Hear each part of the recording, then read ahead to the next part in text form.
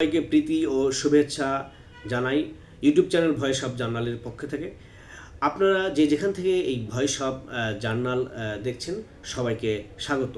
পাশাপাশি আমাদের ইউটিউব চ্যানেলটিকে সাবস্ক্রাইব করুন, লাইক শেয়ার দিয়ে পাশে থাকুন। আজকে একটি বিষয় নিয়ে আমরা আলোচনা করব, সেটা বিভিন্ন সংবাদপত্রে এসেছে। তারপরেও বাংলাদেশের বেশ কয়েকদিন আগে বাংলাদেশের ইন্টারিম গভর্নমেন্টের প্রধান প্রফেসর ডক্টর ইউনূস সাহেবের সাথে কথা বলেছেন মার্কিন পররাষ্ট্রমন্ত্রী। তবে কি কথা হয়েছে এগুলো খুব পাবলিকলি হয়নি, তবে ধারণা করা হচ্ছে যে ডক্টর ইউনূস সাহেবকে ইনক্লুসিভ নির্বাচনের জন্য বলেছেন, আগামীতে যেন সব দল অংশগ্রহণ করতে পারে সেটাই বারবার তাগাদা দিয়েছে মার্কিন কর্তৃপক্ষ। তবে হ্যাঁ, এটাই তো সারা বিশ্বের কথা, এটা সব গণতান্ত্রিক মানুষের কথা, গণতান্ত্রিক দেশের কথা, যারা ডেমোক্রেটিক চিন্তা করেন, মানুষের সবার আর কি মত প্রকাশের স্বাধীনতার চিন্তা করেন, এই নিয়ে কথা বলেছেন।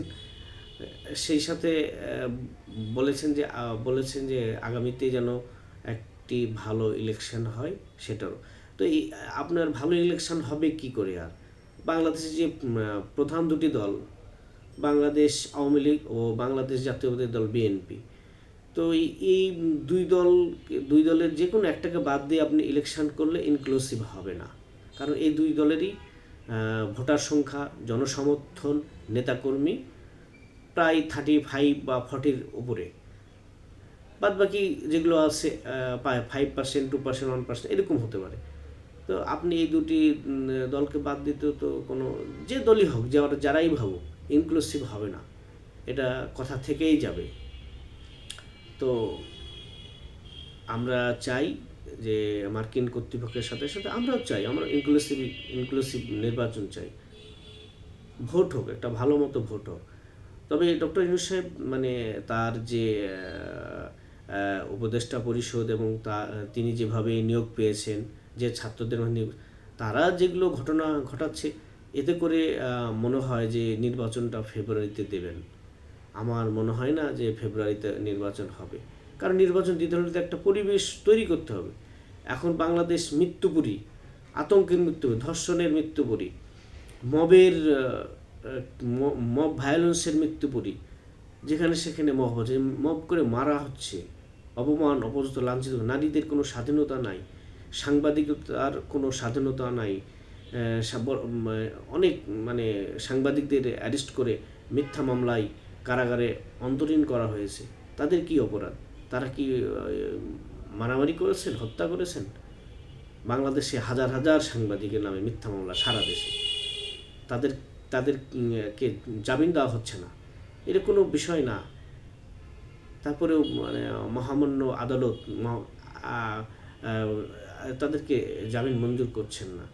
কী কারণে? এটা মবের ভয়ে, সবাই মবকে ভয় করছে, বিভিন্ন প্রশাসন লোক, তারপরে পুলিশ, সবাই মব যেই আমাকে অপমান করবে, আমাকে মারবে, নির্যাতন করবে, এই যে একটা আতঙ্ক মানুষের মধ্যে, এই আতঙ্কে কে দূর করবে? বর্তমান গভর্নমেন্টের উচিত ছিল ক্ষমতা গ্রহণের পরে যে যা হয়েছে সব ভুলে যাও, আগামীতে সব দলের যারা অপরাধ তাদের বিচার হবে, তারা লড়াই করুক আইনের মাধ্যমে, আদালতের মাধ্যমে। তবে আর কোনো এরকম ভায়োলেন্স করা যাবে না। কিন্তু কই, সরকার তো চুপ।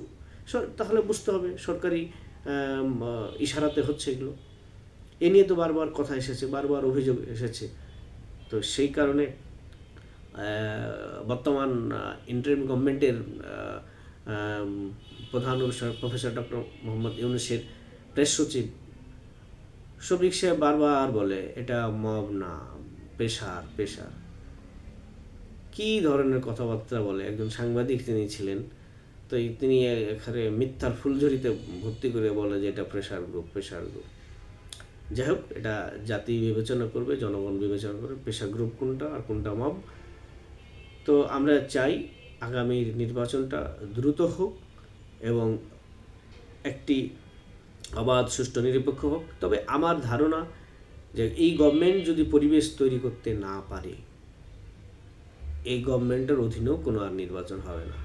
এটাও সত্য কথা। এবং এখন বাংলাদেশ জামাত ইসলাম তো বলছে যে আর ভোট দরকার নাই, আরও 3-4 বছর, আরও 3 বছর হোক, এভাবেই চলুক।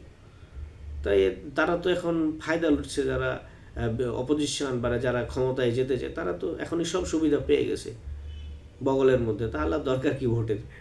তো এইভাবেই চলবে। তারপর একটা অকার্যকর রাষ্ট্রে পরিণত হবে বাংলাদেশ।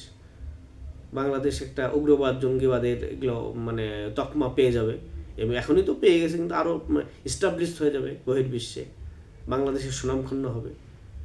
তো আমরা আসল চেষ্টা করি যে সবারই দলমত নির্বিশেষে মত প্রকাশের আমরা প্রায়োরিটি দিই। বলুক না বলুক, আপনি বলেন, আপনাকে বলতে দিতে হবে, আপনাকে আপনার বলার অধিকার আছে, আর সংবিধান আপনাকে অধিকার দিয়েছে বলার। তারপরে জাস্টিফাই করবে গভর্নমেন্ট, বিচার করবে গভর্নমেন্ট, দেখবে যে অ্যাকসেপ্ট করবে কি করবে না, সেটা গভর্নমেন্ট করুক। তো আমরা আগামীর বাংলাদেশটাকে সোনার বাংলা দেখতে চাই। সবাইকে ধন্যবাদ আবারও।